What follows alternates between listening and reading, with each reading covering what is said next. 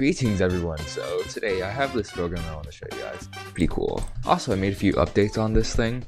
So now there's a exposed RAM thing right here. And then I added instruction pipelining, which is makes it pretty faster. There's no branching yet, but I'm planning on implementing that using a 2-bit counter-based dynamic branching. But anyways, let's just, yeah, so this is a brain F word program that allows you to execute brain F word. Okay, there. Anyways, so I had to actually make a separate program for this called MiniNote. It's a version of my notes program, which you could see in an older video on this channel. So, edit. So you could just add BrainF code like this. Just keep in mind that it's pretty slow, just due to the speed, and then you use this to get out of edit mode.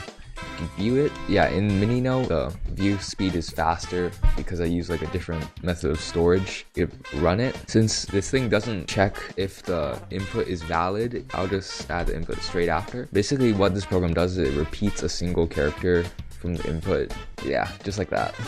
The problem with this is that there's no nested loops, which I would have implemented if I had a stack, but this RAM is 256 bytes, there's no memory protection, and I haven't implemented a stack yet. If I do that one day, I'll probably update this to have nested loops. Because of the speed of this thing, you probably won't be writing any long things. Even though this language is so simple, you probably won't be writing anything like effective, but it works. Just it's like really slow because of how much stuff that needs to go into it. I mean, just look at the program counter. I'm just gonna show you guys the MiniNote program that I have right here. And yeah, it's much smaller. Once I optimize the program, I'm planning on making a compiler for it so that you could like actually compile it to binary so it could run faster. And yeah, this is basically MiniNote. Just know that this version has append and the version on the BrainF thing does not. It's basically just the regular notes app, but oh yeah, and this one still uses dot, unlike the BrainF, which does not use dot. It uses a /.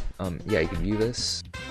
Also have append, which takes a little bit longer for it to start up, but it still works. You can view it. There's no list function on this because you don't really need to list it since there's only one note. I'll show you guys the memory during the execution of the BrainF program, and this thing is 256 bytes, so if I could optimize both parts of it, then I'll probably make a better compiler that compiles it into like, instead of incrementing each thing one by one, it'll get it add instead. Yeah, compiler will take a lot more instructions in order to write the right stuff into the memory. Let's try running it, and then let's try O this time.